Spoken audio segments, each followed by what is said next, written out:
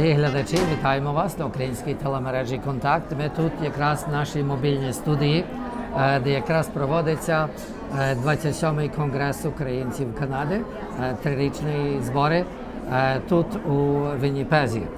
Ми щойно почули промову, якою відкривався конгрес професора доктора Bohdana Kordana з університету Saskatchewan, і почуємо від нього його напрямні для конгресу. So, Dr. Professor Bohdan Kordan, welcome to our mobile show. You just had the opening speech at the Triennial Congress. You were asked to raise the bar for us, to give us a focus for the Congress. And I noticed in the title, and I listened to the whole speech that you presented, you have tied in the activities needed in our Congress to the actual war in Ukraine. That's right, because that is the central issue of our time. It is a central issue for the Ukrainian-Canadian community, but it's also an important issue for Canada. And so what I've tried to do in terms of trying to contextualize this issue is by understanding how this not only relates to the Ukrainian-Canadian community, but in fact has importance for all Canadians. And part of it is I begin by sort of making the case that what's at issue here for us here is the same issue in Ukraine, and that's freedom. And so freedom becomes a kind of talisman. It's the thing that sort of binds us all together. And I continue to sort of argue in my presentation that we intuit this issue largely because it connects with our own struggles here in Canada, of this idea of freedom and dignity and autonomy. And it's the very things that Ukrainians want in the context of this war, is to be self-determining, if you will. And that's our struggle as well. But that is also, I think, something that binds us within the larger Canadian context. It binds us to other Canadians. Because I think we can all agree that what Canadians want for themselves is what they want for Ukraine, which is dignity, freedom, autonomy. And us as a community therefore have a responsibility to drive that message home, to bring it closer to the hearts and minds of Canadians, to do more, and to the government to do more. And it has done yeoman's work. It has done significantly, but it can and should do more. And the question is that by what it should do is centered around this idea of justice, freedom, dignity. Now, you were setting the tone for every delegate of the Congress, but we also just now had our opening ceremonies. Do you think any of these issues were raised at the opening ceremonies? Today, let's say, start with the Prime Minister of Canada.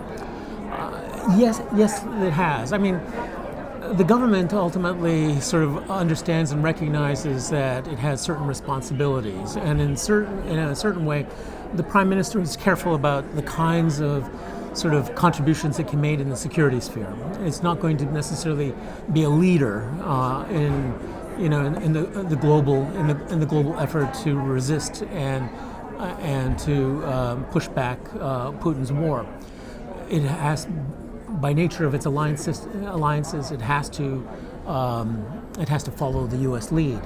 But that being said, I was really struck by how Canada is doing other things that it can and should do, and it's also doing it in partnership with the Ukrainian community. So the announcement of a sovereignty bond was really significant, because what it does is that the government is inviting Ukrainian Canadians, but all Canadians, to actually help to resist and more importantly support Ukraine's effort to resist Russian aggression by this financial contribution. And that to me is may seem to be kind of an understated effort, but it's significant because what it recognizes is that the Ukrainian-Canadian community is a partner with Canada, the government of Canada, in making this possible.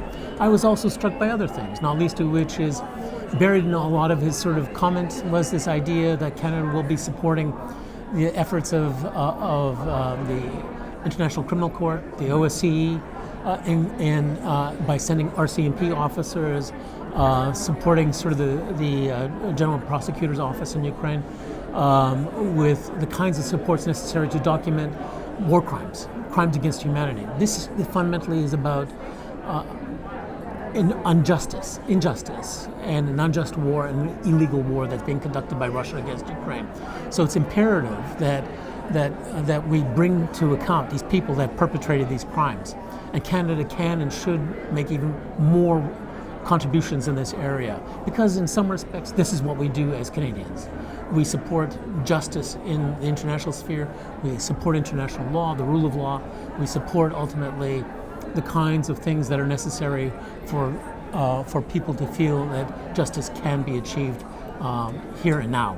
And his statement about making these contributions significant, and Canada should even do more in that regard.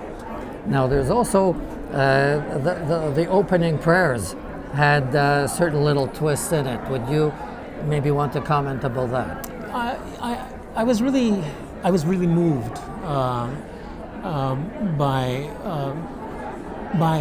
the remarks of the rabbi who represented the faith community here in Winnipeg, Manitoba, but I think he also spoke for his larger faith community in Canada. And what I was struck by was this idea, and he spoke from the heart, and there's a kind of authenticity to his remarks about how he reflected on his family, whose origins are in Ukraine, and he documented or reported that it was just not his parents, but his grandparents on both sides of the family, and that his sympathies lied with the heroic resistance of the Ukrainian people because it's personal to him. And that was kind of an intimate moment where he talks about how we're all connected. There's a kind of interconnectedness between all peoples who live within different faith communities in Ukraine, whether it's Orthodox, Catholic, Pentecostalists, or Jewish or Muslim faiths, if you will. But the war affects everyone, and he himself has recognized it. But he also brings it back here that we here in Canada, people of faith, have both a moral duty and obligation to sort of stand in solidarity with the people of Ukraine. And I was very, very struck by that. Professor Kordan, right after the opening ceremonies, the next session, human rights. Yes. And you got to hear at the beginning of that before we pulled you out. How is it sounding to you right now with our ambassador Bob Ray and Senator Andreychuk chairing the meeting? Yes. I'm particularly interested in this area. I've taught in the area of international organizations, international law, and conflict resolution. So this session was of importance to me. I've made the case in my own presentation that Canada can and should do more, and not least of which is in supporting, as the announcement by the Prime Minister was supporting the ICC in criminal prosecutions and indictments, and advancing the case for criminal prosecutions against those who perpetrated these war crimes in Ukraine, bringing the military and political leadership, the propagandists who are conducting these crimes overtly and without impunity. And so I was really struck by that.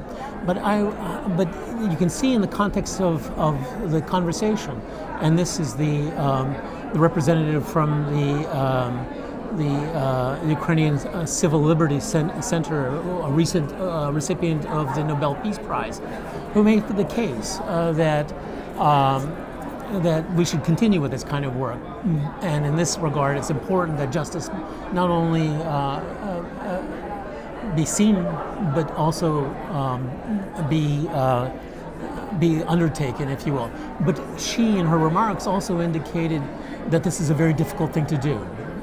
And Bob Ray admitted that the wheels of justice turns slowly. And so in my own presentation, it's important that we hold the political leadership of Russia to account.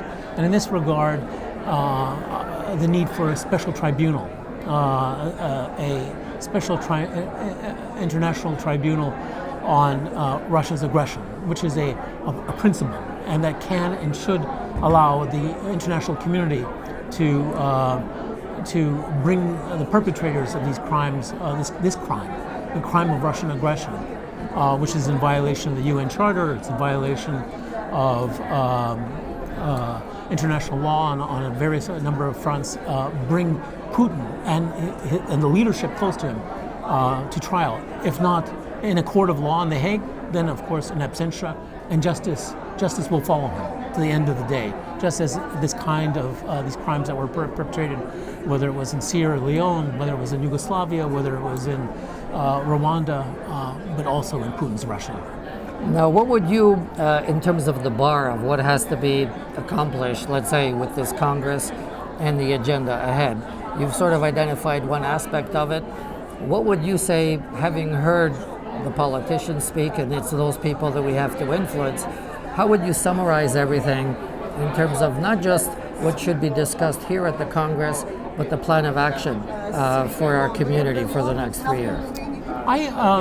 In my own presentation, I've made the case, but I think it's something that we all intuit as a community, is that what's at stake here is freedom and justice.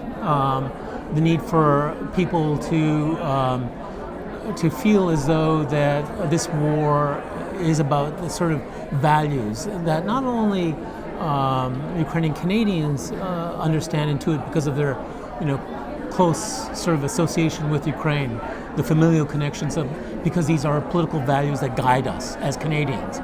I've always made the case that we make our case not as Ukrainian Canadians, but as Canadians, as a community in Canada. We value the things and cherish those things that Canadians in general cherish, and those are the values that should guide us in our work. And that is the kind of thing that we actually should always put forward in our deliberations, in our presentations, in our arguments, not just simply amongst ourselves, but before the people of Canada, before politicians, even before those who are displaced by war and have come here to Canada. We need to ensure that they understand that what is it that we're fighting for, what is that we're contributing, what is that we're supporting. It's about freedom, it's about justice, it's about liberty, it's about dignity. They already know that, but we need to really hone in on that, make the message clear, so there's no doubt, there's no imprecision, because as I've stated, there are loud voices in Canada and elsewhere who basically have sort of exercised their right to declare that this is not Canada's business. They argue it in the context of this is not in Canada's national interest. Values such as freedom, dignity, liberty, justice are Canadian values. They are values that are in the national interest, and therefore they concern not just us, but the government of Canada and, of course, the people of Canada. So that's what should guide us.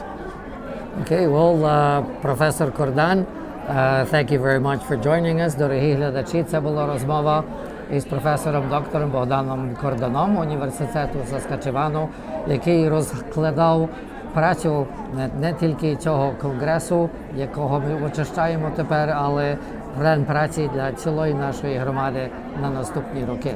Дуже дякую. Дякую. Всього доброго. Дякую.